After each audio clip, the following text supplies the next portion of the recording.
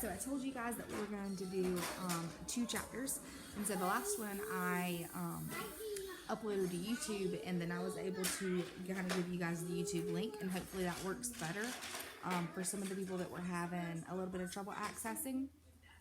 So where we left off were Teddy, Jack, and Annie. They were walking through the passage, and they came up to the castle. So now we are on chapter 4, which is the castle. The castle was still and silent. No candles burned in its windows. No guards stood at its gatehouse. No archers patrolled the tops of its walls. "Hello," Teddy shouted. No one answered. "Not very well protected, eh?" said Teddy. "Our mission should be easy." "Yeah," said Annie. Jack didn't say anything. He would have felt happier if guards had been protecting the castle. That would have seemed more normal. "Come along," said Teddy. Jack and Annie followed Teddy over a wooden bridge to the gatehouse. So they have come up to the castle. What would you guys think? Tell your mom or your dad or your sister, brother, cousin, somebody in your family what you would do if you came up to this castle. And then you can even comment below.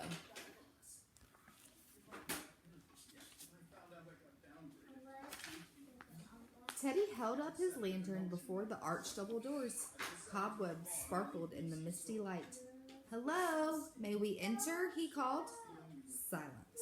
They all stared at the heavy wooden doors. "Never fear, I shall get us in," said Teddy. The boy sorcerer put down his lantern and took a deep breath. He rubbed his hands together, and then he stretched out his arms and shouted, "Open ye to open doors." He looked at Jack and Annie. "Quick, what rhymes with doors?" Floors," said Jack. "Good," said Teddy. He opened his arms again and yelled, "Open ye to oaken doors, or we will not mop up your floors." Nothing happened. Teddy looked at Jack and Annie. "Bad rhyme," he said. Annie frowned. She nodded. Can you guys think of some other things that rhyme with doors that maybe would have made more sense? "Are you sure they're even locked?" said Jack. Excuse me. "Let's see," said Annie. She pushed on one door, and Jack pushed down the other. Slowly, the doors creaked open. "Ah, brilliant," said Teddy with a laugh. "Shall we?" He held out his hand and waved. Jack and Annie through the open doorway. The castle gatehouse was cold and empty. Jack could see his breath in the sharp air. Have you guys ever been so cold that you can see your breath? He heard a creak. They all turned to look. The heavy doors moved themselves and closed with a thump. They all stared at the doors for a moment. Then Teddy broke the silence. "Interesting," he said cheerfully. Jack tried to smile. "Indeed, interesting," he said. He shivered. He couldn't tell if it was from cold or from fright. Now, he wondered, now are we entering the tunnel of fear?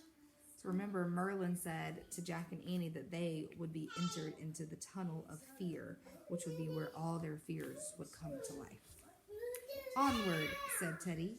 He led them through the empty gatehouse onto the shadowy castle grounds. There were no signs of life anywhere. Jack thought of the old woman's rhyme. So remember the creepy old lady, she said, "Where is the girl who spins wool into thread? Where are the boys who play chess before bed? Where is the hound who waits to be fed?" Jack wondered what that rhyme could mean. What girl? What boys? Hound. Teddy crossed the courtyard into the entrance of a large building. Jack and Annie quickly followed him. Teddy held up his lantern so they could see inside. There were rows of clean, empty stalls. Saddles and bridles hung from pegs on the walls. Hay was piled in the corners. "Must be the stables," said Jack. "But no horses," said Annie. "No matter, 'tis orderly," said Teddy. "Onward." He led them to the open doorway of another building. Teddy's lantern shone on a brick oven, a stone hearth, baskets of apples and strings of onions hanging from the rafters. The kitchen, said Jack. But no cooks or servants, said Annie. No matter, 'tis orderly here too, said Teddy. Onward. As they wandered through the moonlit courtyard, Jack looked in his right. He looked to his right,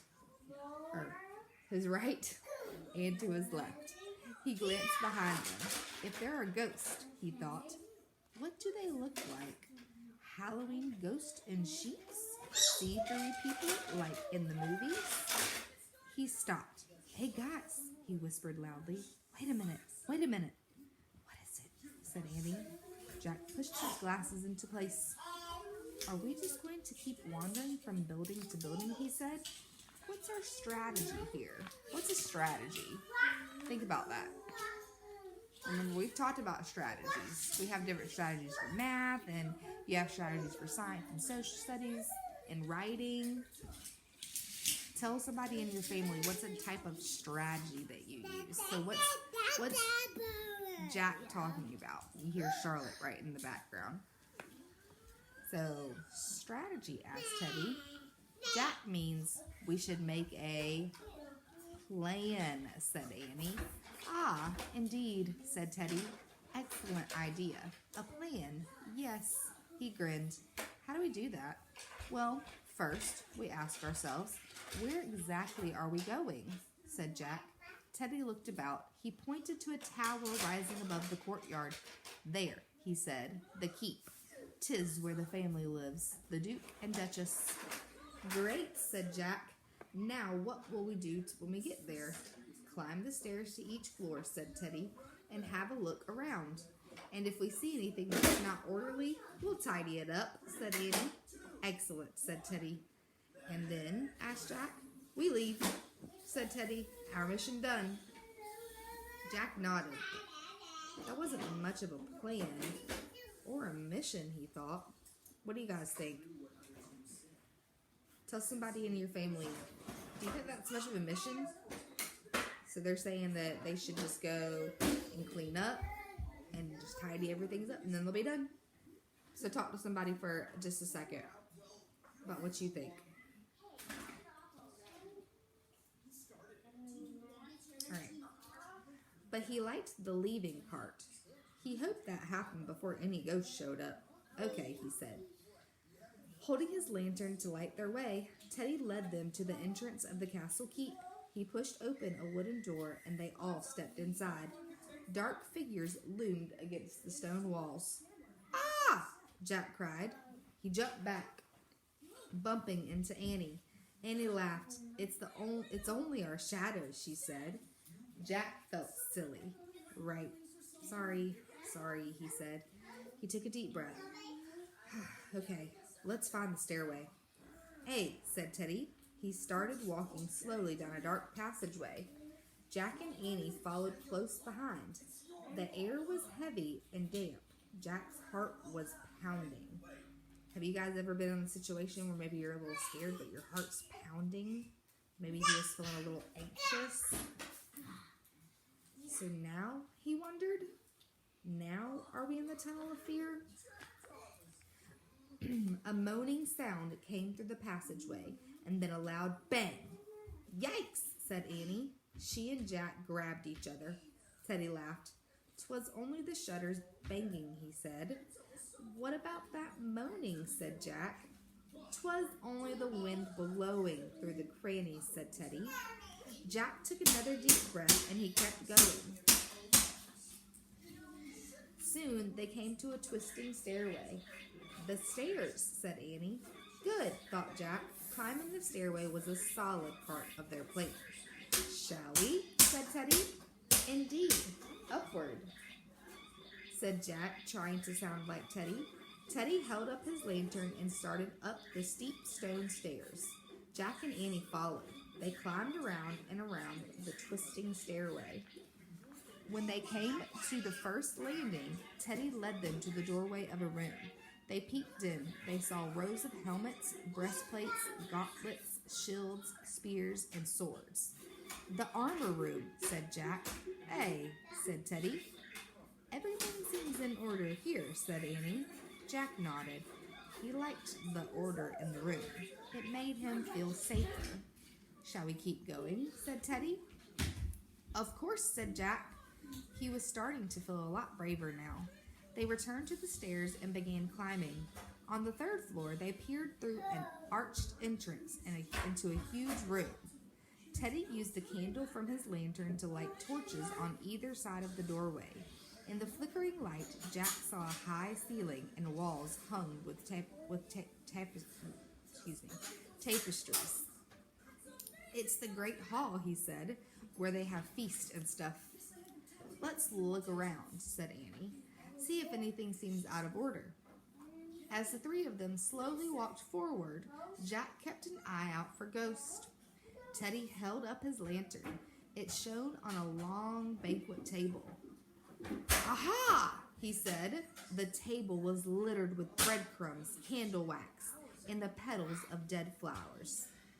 The floor near the table was messy too, with bits of food and meat bones.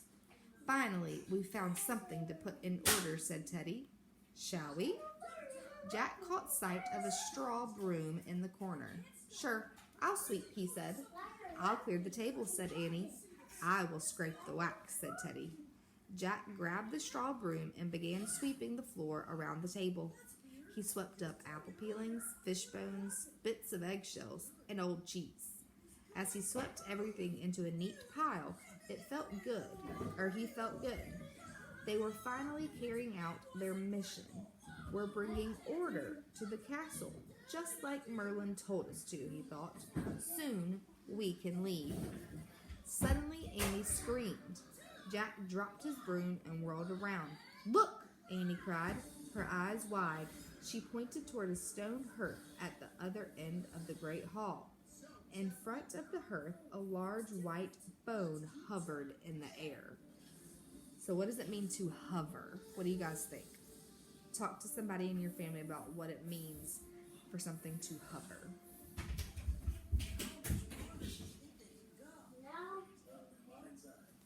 So for something to hover, it's kind of floating in the air with nothing that's holding it up. So there's this large white bone that's just floating in the air.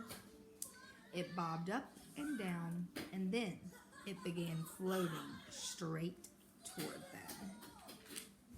And then that leads us to chapter 5, which we will start tomorrow.